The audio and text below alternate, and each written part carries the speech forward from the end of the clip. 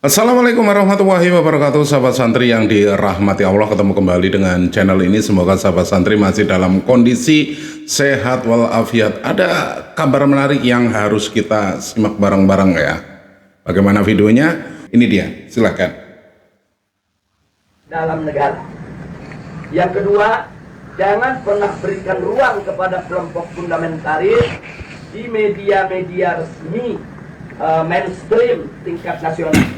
Yang ketiga, yaitu jangan pernah memberitakan segala kebaikan sebesar apapun yang dilakukan oleh kelompok fundamentalis. Yang berikutnya, setiap kesalahan sekecil apapun yang dilakukan oleh kelompok fundamentalis harus diviralkan, harus disebarluaskan, dan harus diulang-ulang. Nah, supaya itu melekat di hati masyarakat bahwa mereka adalah orang-orang yang tidak layak untuk diberikan tempat di kita punya negeri atau di negeri Islam. Nah, kemudian nggak sampai di situ, kelompok fundamentalis yang manapun jangan pernah sebut mereka dengan rentetan gelar-gelar akademik mereka. Nggak boleh. Apakah itu gelar-gelar kehormatan di tengah masyarakat atau gelar akademik, profesor, doktor, dan lain sebagainya. Jangan. Cukup sebut namanya aja untuk mengopinikan di masyarakat bahwa kelompok fundamentalis itu kuper, bodoh, tidak berpendidikan, tidak punya gelar, nggak ngerti dunia akademik, dan seterusnya. Jadi cukup sebut nama mereka, tidak perlu diberikan embel-embel yang lainnya. Nah, kemudian nggak sampai di situ. Jadi masih banyak lagi yang mereka lakukan apa yang kita alami saat ini di kita punya negeri. Nah, bagaimana para habaib, para ulama kita, bagaimana tokoh-tokoh kita di Majelis Ulama Indonesia, yaitu mereka kecilkan, mereka recehkan, mereka hina-hina, bahkan mereka mencoba mencari kesalahan-kesalahan, bahkan kalau nggak ada kesalahan, kan buatlah fitnah-fitnah yang bisa diterima oleh masyarakat tentang mereka. Dan ini akan mereka lakukan terus. Jadi artinya bagaimana cara menghabisi kelompok fundamentalis? Satu, kerdilkan mereka. Dua, jauhkan mereka dari masyarakat. Kemudian ketiga, yaitu bidik daripada para tokohnya. Kalau bisa dirangkul, dirangkul. Kalau nggak bisa dirangkul, dipukul. Bisa dipeluk, nggak bisa dipeluk, digebuk. Nah, jadi ini yang mereka lakukan.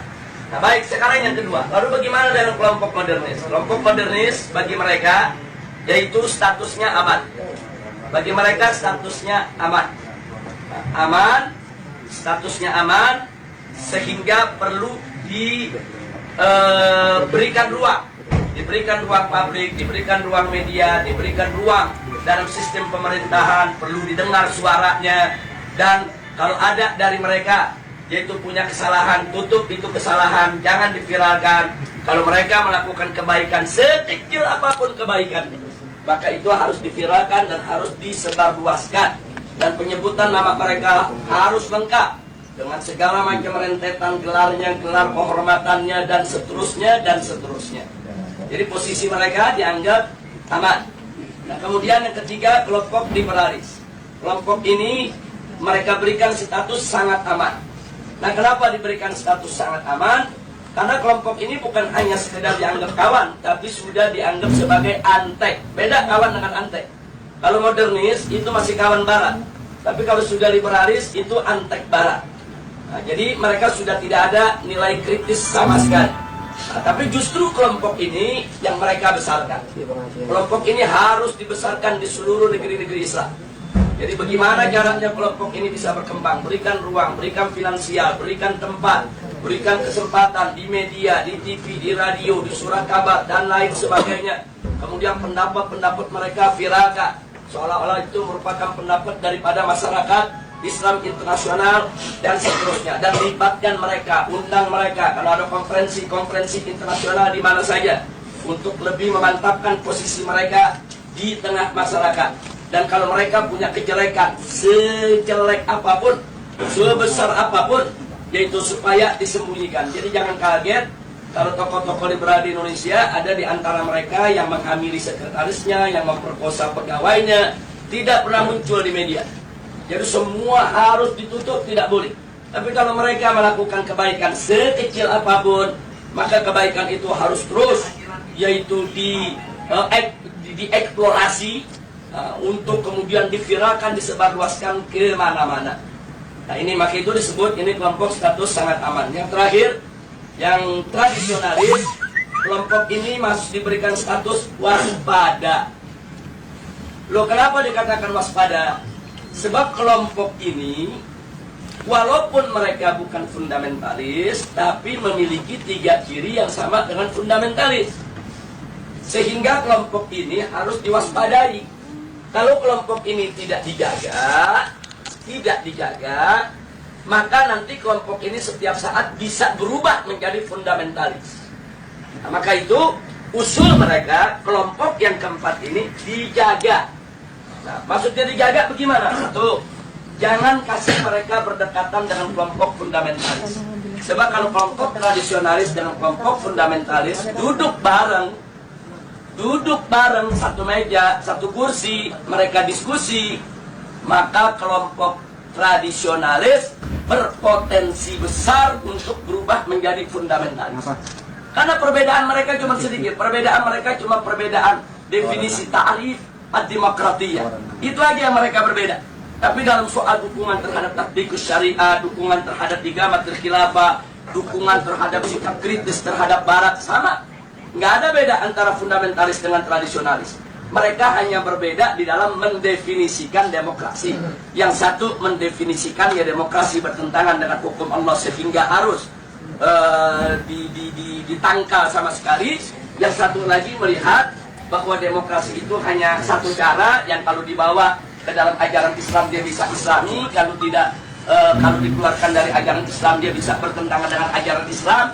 Hanya ini saja berbeda. Nah kalau mereka duduk bareng diskusi, maka kelompok tradisionalis berpotensi besar berubah menjadi fundamentalis menurut mereka, menurut Rand Corporation.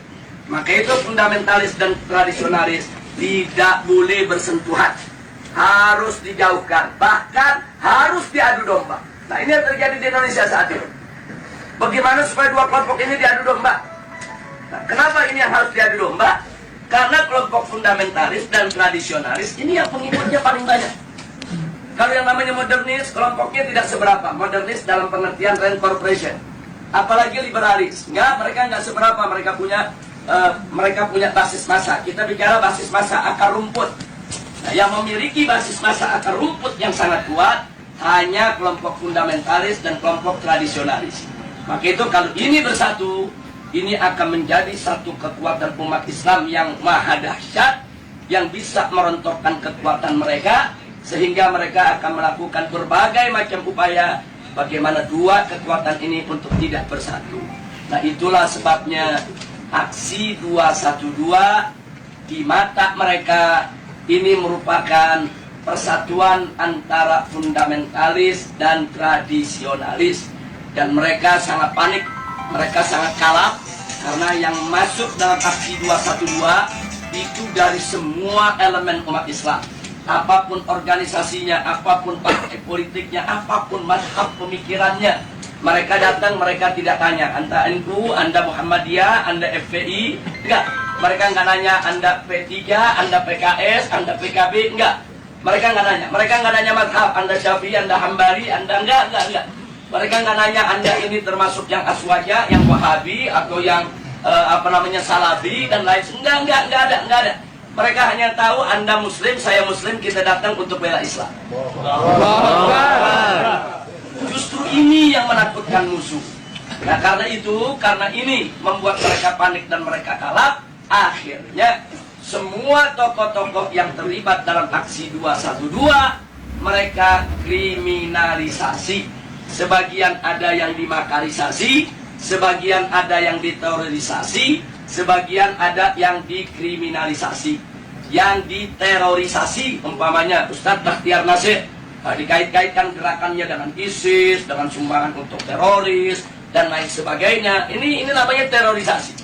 Nah, sedangkan makarisasi seperti Kiai Khattab, Muhammad Al-Khattab yang saat ini ditahan dan dipenjara.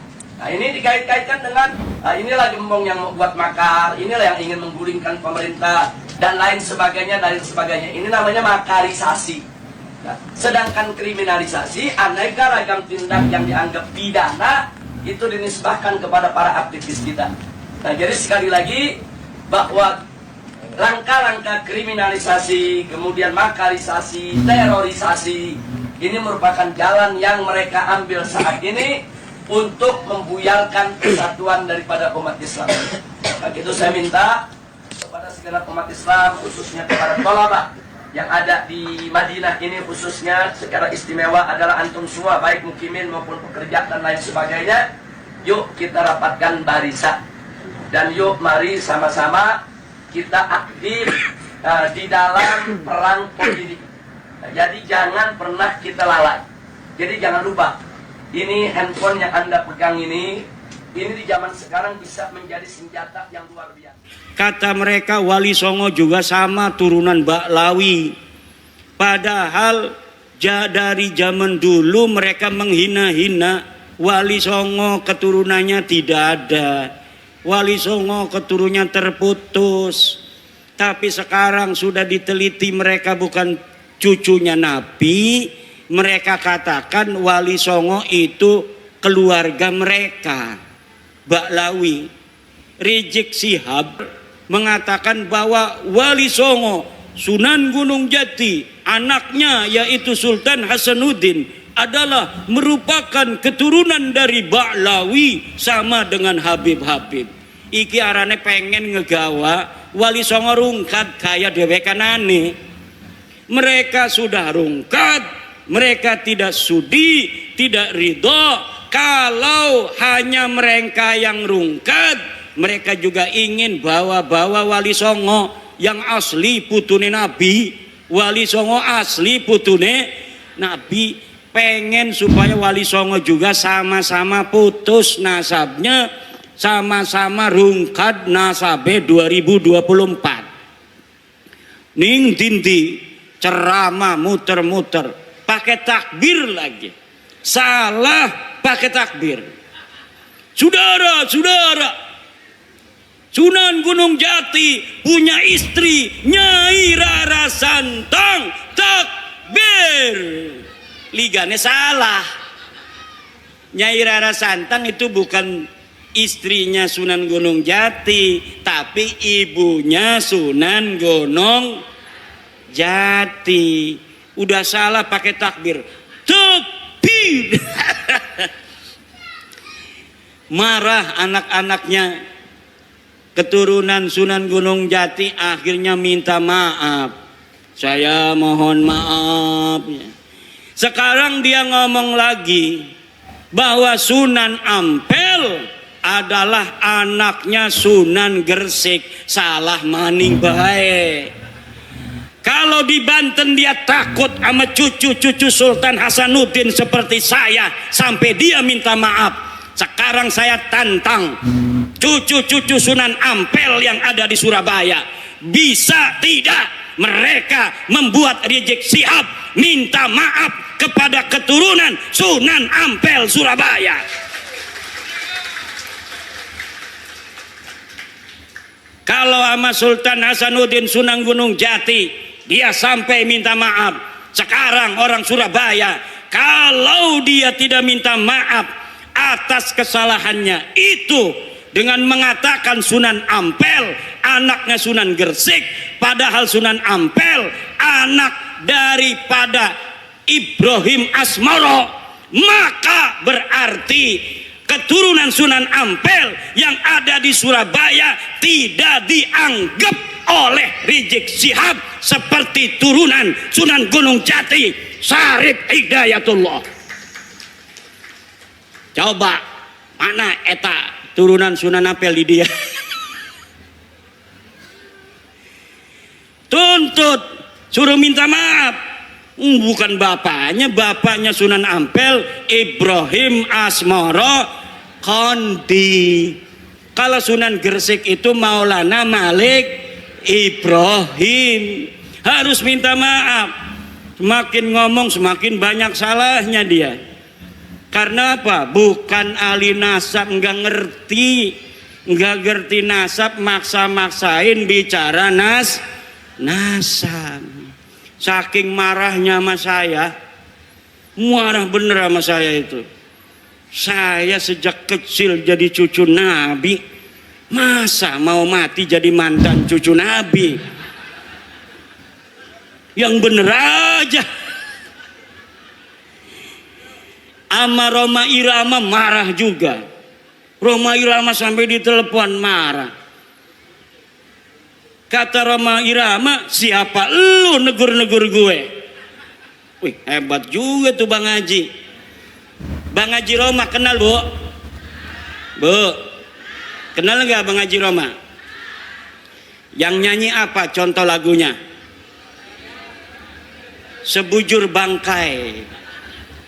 Satu lagu Roma Irama Sebujur Bangkai lebih utama dari ceramah para habaib 70 habaib. Satu lagu Sebujur Bangkai Roma Irama lebih mulia dan lebih manfaat bagi umat Islam daripada ceramah 70 habaib.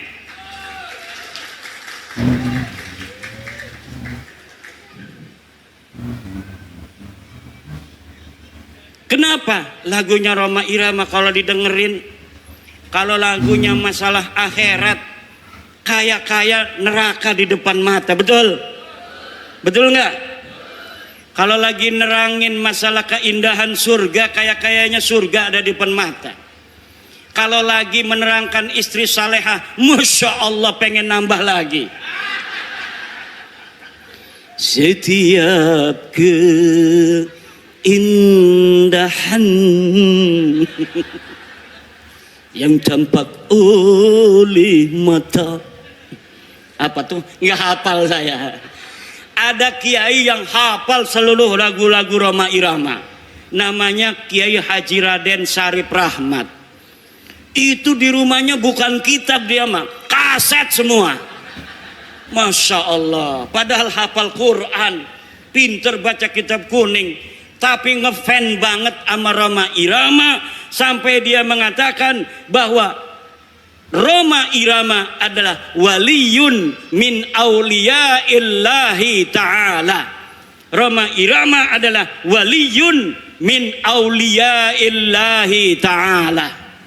Coba kita lihat, umurnya sudah 80 tahunan. Tapi ketika mendengar tentang tesis saya, dia ingin menelusuri, dia ingin meneliti. Kemudian sekarang dia mempunyai keyakinan bahwa para habib ini bukan keturunan baginda Nabi besar Muhammad sallallahu alaihi wa alihi wasallam. Kalau orang siapa saja yang masih ragu-ragu di hatinya, takut kewalat, maka lihat sebelum ayat Aqsal Madinah.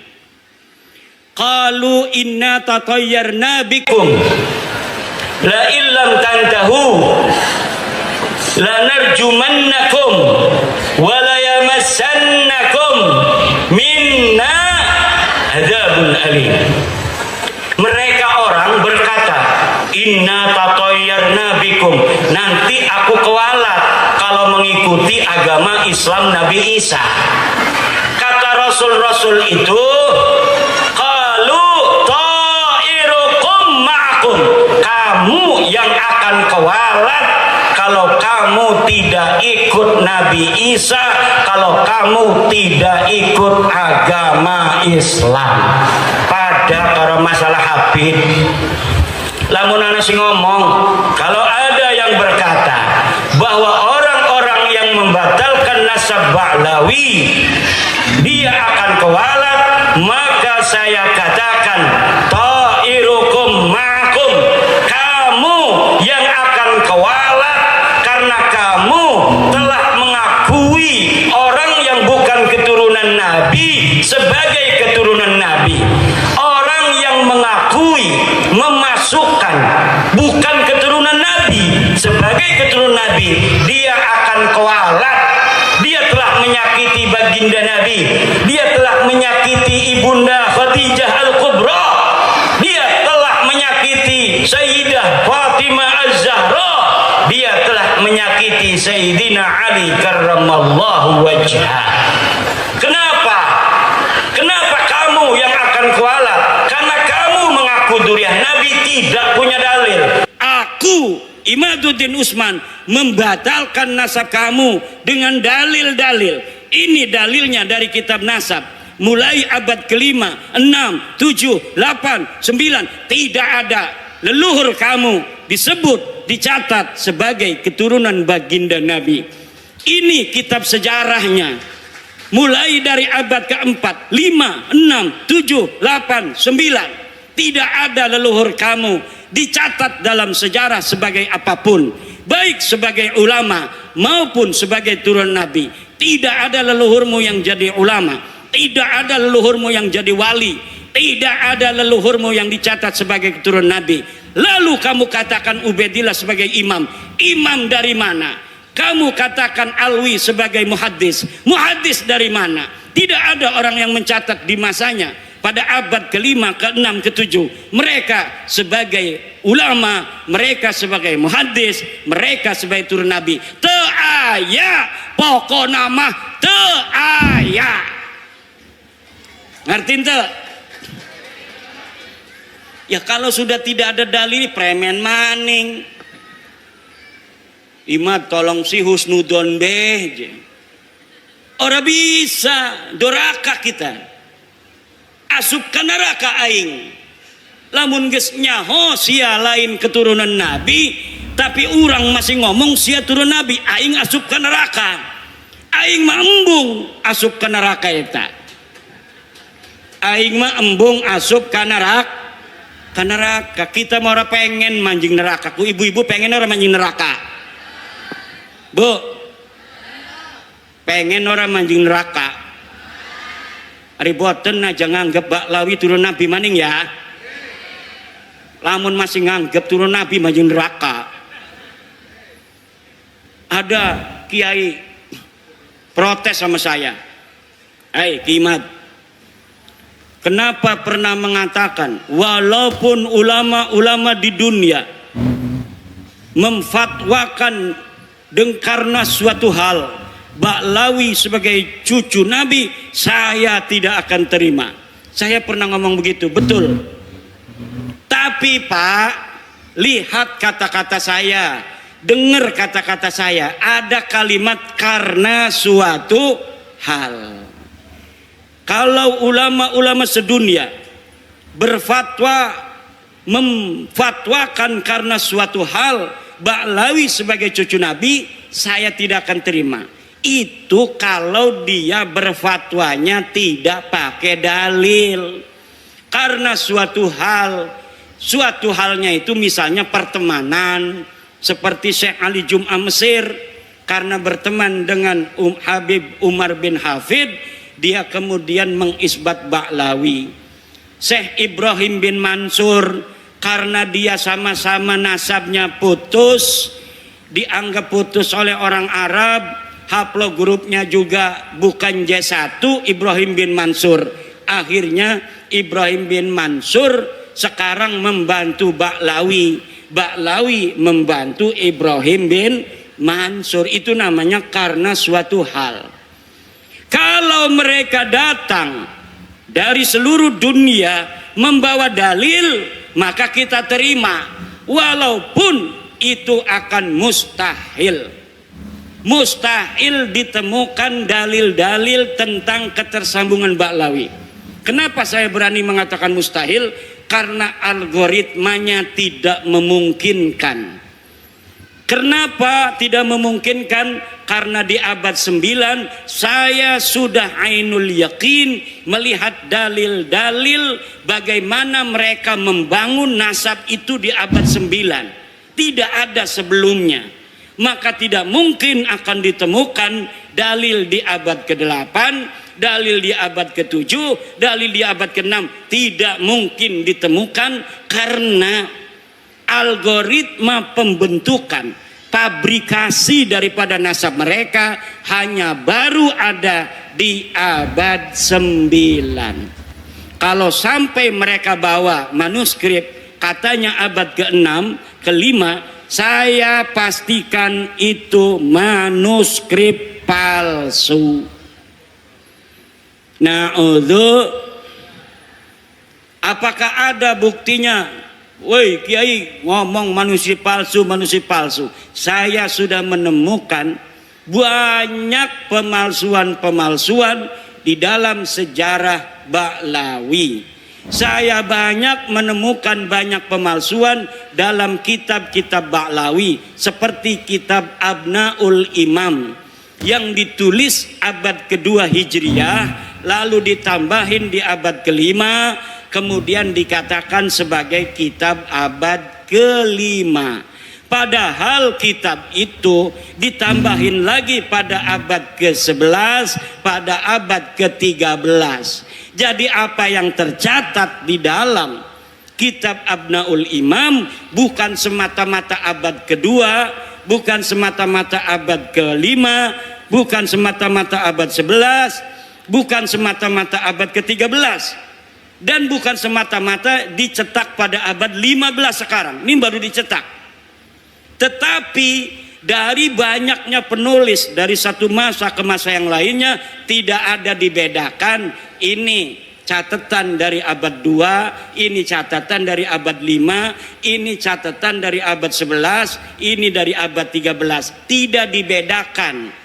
Kalau kita ngaji kitab Fathul Qorib, ada matan takrib, ada Fathul Qorib. Untuk membedakan matan dan sarahnya itu ada dalam kurung. Kalau yang dalam kurung itu matan, yang selebihnya itu syarah. Tapi dalam kitab Abnaul Imam tidak dibedakan mana karya Toba-Toba, mana karya yang lainnya. Jumlahnya semuanya ada 4 orang, 5 dengan muhakkiknya. Mereka telah mencetak kitab dengan ditambahi, kemudian diasosiasikan nama ulama tertentu yang ulama itu tidak mencatat daripada apa yang mereka tambahkan. Masih banyak lagi ibu-ibu, bapak-bapak, karena ini udah sore, insya Allah nanti kita akan bisa berjumpa kembali. Kita berdoa, ibu-ibu panjang umur, sehat badan, banyak duit, banyak duit, banyak duit. Anaknya soleh solihah, bapak-bapak juga semuanya banyak duitnya. Ini yang hadir di sini dan anak keturunannya ila yaumil qiyamah jadi orang kaya raya semua, jadi orang yang berilmu semua, jadi orang yang berpangkat tinggi semua, bermanfaat dan menjadi pahlawan untuk generasinya masing-masing. Allahumma amin, Allahumma. Al-Fatihah.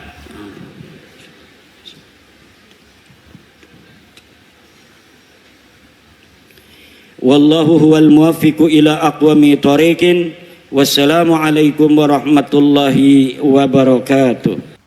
Sahabat santri yang dirahmati Allah ya, keseluruhan videonya sudah kita dengarkan, sudah kita simak bareng-bareng ya. Tentunya sahabat santri mengikuti dari awal sampai akhir ya, tentunya lebih akan paham dengan apa yang sudah disampaikan. Buat Anda yang mungkin kurang paham, jangan lupa tinggalkan jejak Anda di kolom komentar. Tentunya buat yang sudah paham, jangan lupa ya, ketika memberikan sebuah edukasi kepada yang orang-orang yang kurang paham tentang hal ini, itu lebih berbesar hati ya. Karena apa? Banyak kadang orang banyak terkeliru dengan sesuatu, dengan ungkapan yang mungkin belum difahami seutuhnya, sehingga kita ketika memberikan penjelasan itu diartikan sesuatu yang salah dan gagal paham. Nah, sahabat santri yang dirahmati Allah ya, banyak orang-orang yang ya biasa dalam hal ini ya, karena seperti yang sudah kita simak bareng-bareng barusan ya, itu semua yang disampaikan itu merupakan sesuatu yang mungkin selama ini kita cari-cari ya, entah itu dari yang sebelah, entah itu dari yang apa ya. sesuatu yang disampaikan dengan logika itu bakal gampang dicerna. Banyak orang yang mendengarkan siapa yang berbicara, tetapi bukan mendengarkan apa yang dibicarakan. Ketika hal ini difahami, ya, sesuatu yang lumrah, itu jatuhnya itu orang hanya akan mendengarkan orang-orang yang mungkin berpakaian yang layak, bersorban, istilahnya diibaratkan sebagai pemuka agama. Tetapi ketika seseorang yang biasa-biasa saja menyampaikan sesuatu, walaupun itu kebenaran, takutnya diabaikan. Ya karena apa ya, itu tadi, orang mendengarkan siapa yang berbicara, tetapi tidak mendengarkan apa yang dibicarakan. Nah, sahabat santri yang dirahmati Allah, kita jangan mau dibodohi, kita jangan sampai terlena dengan ucapan orang-orang yang mungkin banyak di sekitar kita, di sekeliling kita, ataupun dimanapun ya, yang menggunakan doktrin-doktrin ya, seperti mengatakan bahwa keluarganya ini dan itu, bisa ini dan itu, ya. Relevan enggak? Pas enggak? Ya, ketika memberikan hal seperti itu ya, kita itu harus mencerna, harus cerdas-cerdas ya. Takutnya apa? Yang disampaikan itu sesuatu pembohongan, sesuatu pembodohan. Biar apa? Biar kita percaya. Kalau kita dikit-dikit percaya, sesuatu yang diomongkan, sesuatu yang dibicarakan berulang-ulang, itu akan tersimpan oleh orang yang mendengarkan dan dianggap sebagai sebuah kebenaran. Sahabat santri yang dirahmati Allah, kita harus ingat ya, kita bisa melihat, kita bisa mendengarkan, jadi jangan melihat sosok yang berbicara, tapi dengarkan apa yang dibicarakan. Apabila yang didengarkan itu suatu kebenaran, walaupun yang mendengarkan itu tidak memakai ya jubah kebesaran istilahnya, ya kita pakai. Tetapi ketika orang yang berbicara sesuatu kesalahan yang dibungkus dengan istilahnya hal-hal yang mungkin bisa mempengaruhi kita lupakan saja. Sampai di sini untuk jumpa kita, mungkin ada sesuatu yang salah, izinkan saya mohon maaf yang tak terhingga. Akhirul kata wabillahi taufiq wal hidayah. Wassalamualaikum warahmatullahi wabarakatuh.